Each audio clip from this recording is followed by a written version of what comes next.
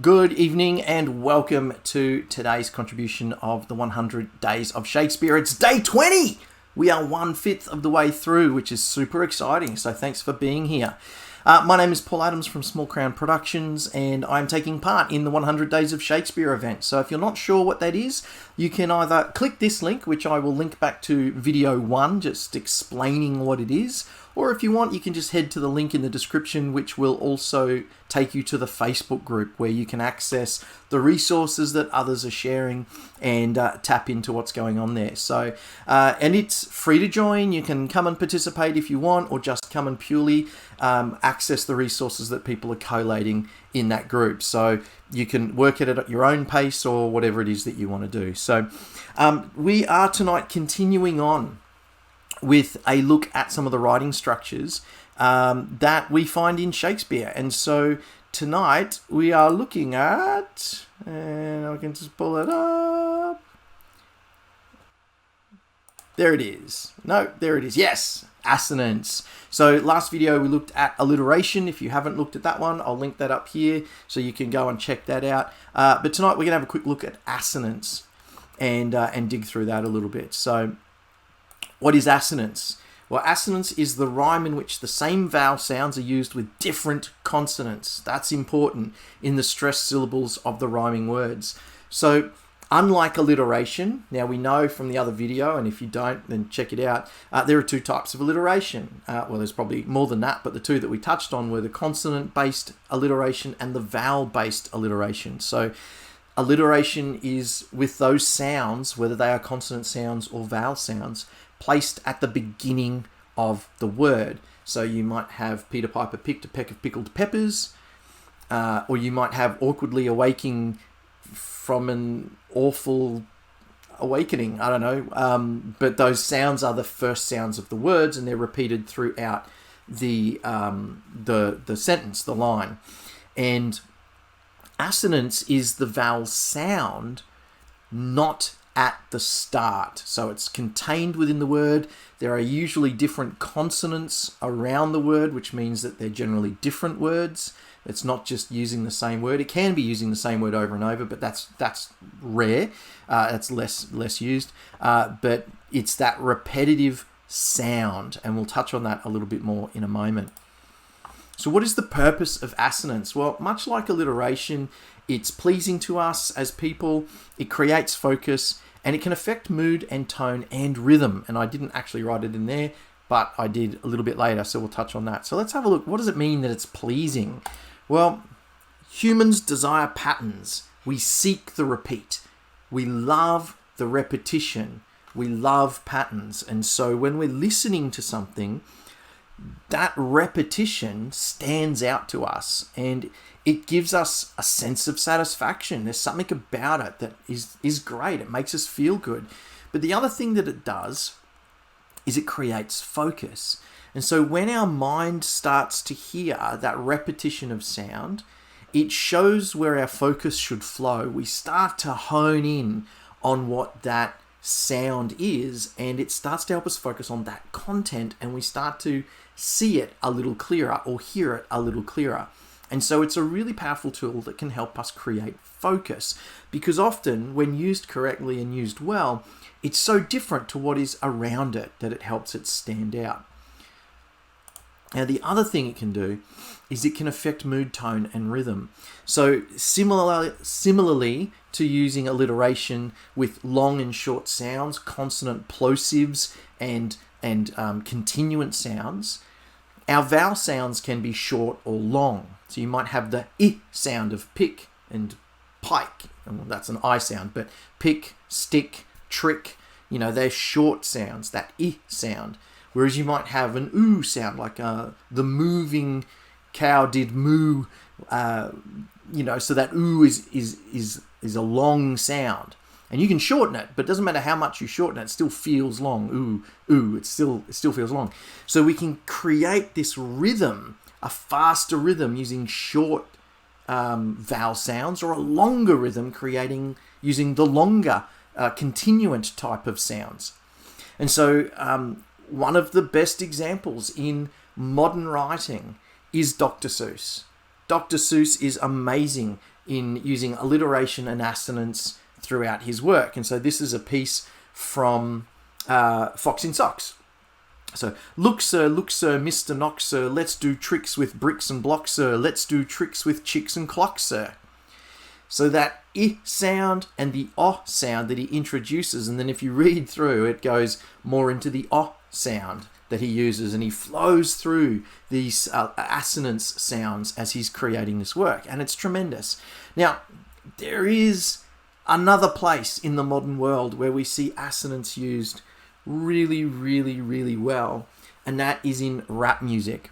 And there is a guy on YouTube who has taken a lot of the Dr. Seuss books and put them to popular rap tunes. And so he's actually got Fox in Socks done to a Dr. Dre beat. So I will link that up for you in the description or the comments here so that you can go and listen to that, because it is, honestly, it's tremendous work. It really is. The guy's name is Wes, I think, from memory. But I'll dig it out and I'll put it in the link.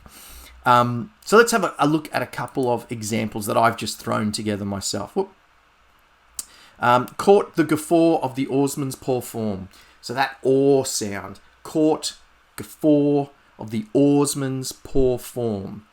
Now, the thing to highlight here is that it does not need to be the same letters. It is the sound in context that we are repeating. So you can see the AU, the AW, the OA, the double OR, and the OR are all different letter combinations, but they make the same sound. Now, you may argue that poor and form don't fit because of the R sound. And if you are in America, then that's probably true, because you're going to actually pronounce the R. So it might be poor form, and that's going to be different to what we do as, and oarsman. So it may be oarsman poor form. You might get those three, but the or in court and guffaw might not fit because of lacking the R sound. We're lazy here in Australia. We have a very lazy language, and so our R's are not pronounced as clearly, and they often tend to fall into that AW or sound. So for me, as an Australian, that works as a sense of assonance. It may not be the same for you. It might just be the first two as one sound and the last three as a different sound, but still assonance in the repetition. An E sound, again, an example of different letters creating the same sound in the context of their words. To be free, we flee the crazy city. That E sound coming through in all of those different contexts. So I mentioned before some of the most popular places in the modern world to find assonance is in rap music. So let us look at some rap lyrics that use assonance. And the first is Tricky by Run DMC. And forgive me, I'm not a rapper. When I wake up, people take up mostly all of my time. I'm not singing, phone keep ringing because I make up a rhyme. I'm not bragging, people nagging because they think I'm a star. Always tearing what I'm wearing, I think they're going too far. Probably screwed up that I think bit, but you can see the use of assonance in every single line there with different sounds. And it connects those sounds. It creates focus and it creates connectivity between those words. And so we get that sense of brag and nag, tear and wear, and those things are connected because of the assonance. So, great example from Run DMC. They have many great examples. I encourage you to check them out. One of the greatest modern rappers of his time, Eminem.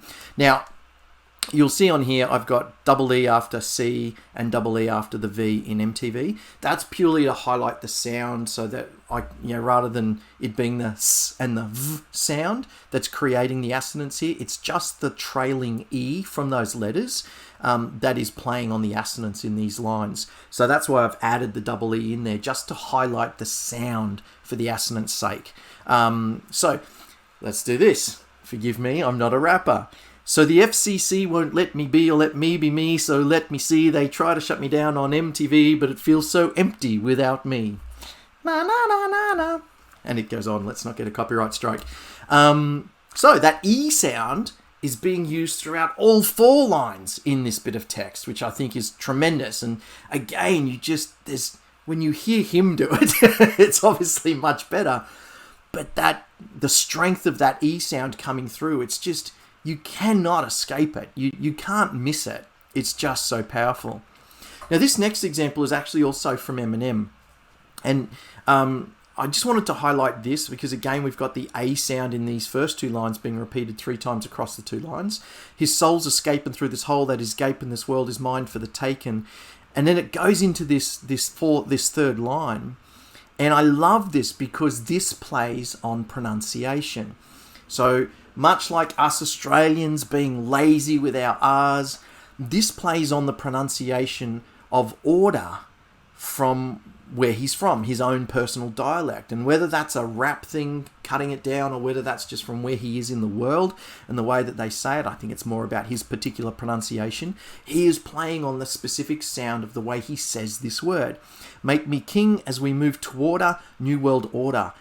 So that toward a new world order is fantastic writing. It's just really clever use of pronunciation to create assonance. And again, when he says it, when he sings this, you cannot miss it.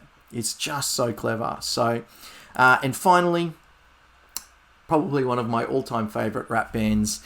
We cannot get away from the Beastie Boys. So this is So What You Want. Oh, I apologize in advance to all the Beastie Boy fans out there, and of course the Beastie Boys themselves. Well, it's whack when you're jacked in the back of a ride with your nose, with your flow when you're out getting by. Believe me, what you see is what you get. You ain't, and you see me, I'm coming off as you can bet. That was terrible. I'm sorry. That was really bad.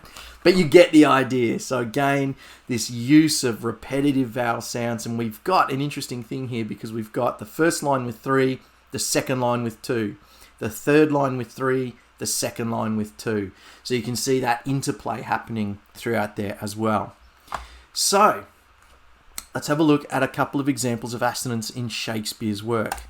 First being the ghost in Hamlet. He says, with witchcraft of his wit, with traitorous gifts. Oh, wicked wit and gifts that have the power so to seduce. That I sound coming through in all of those words is the assonance being really represented well through this section. Very simply, in Macbeth, a drum, Macbeth doth come. Now, I love this one because, again, it's playing on pronunciation and not spelling. D-O-T-H being pronounced as doth, not doth. It's doth. And so that of the drum, the of the doth, and that of come, playing through all of that. And we get a really nice, strong 4-beat assonance through there. The prologue in Romeo and Juliet, we touched on that again in alliteration. But this is, again, another example, another great example. The fearful passage of their death marked love, and the continuance of their parents' rage, which but their children's end naught could remove, is now the 2 hours traffic of our stage. Again, just a really simple example, but you can see how you can play on this and use it. The second last line there feels faster to me. Which but their children's end naught could remove, is now the 2 hours traffic of our stage. And that last line, that use of the hour sound, which just has a slightly longer feel to it, seems to slow that line down and give you the sense that it is a lot longer, in my opinion. And of course, we'll just finish on one of the sonnets. I won't read throughout this entire sonnet, but this is sonnet 36. And you can see that there are just lots of repetition through there. And again, in line 4, you can see the use of 2 different assonance sounds. So, what is it? Without thy help by me... Hang on, I can't read that. By me be born alone. Yeah, without thy help, by me be born alone. So you've got the I sound, the thy and by, and then the E sound in the me and be, and then doubling up that assonance in the line. So it doesn't have to be contained only in one line. You can use, and you'll see there's alliteration in these lines as well. So we're compounding alliteration and assonance together. Just kick the tripod, sorry about that. We're using assonance and alliteration together to just give it a whole different feel. So some really great examples. So that's assonance. So I hope that was of use to you. Hope that's something that you can take away and dig a little bit further into yourself. play with it in your own writing. And, you know, if you are, again, I mentioned this with alliteration, if you're using rhetoric, if you're public speaking, if you're presenting something, using these patterns are going to help you deliver better dialogue, because our mind will catch those patterns. The audience will hear that pattern in your speech and it will wake them up. It will spark their attention and they will be instantly going, oh, what was that? I missed something. So it's a really powerful tool, not just in poetry, but if you can find a way to build it into your presentations and that sort of stuff, it is another great tool that you can use to help when you're public speaking. In a meeting, delivering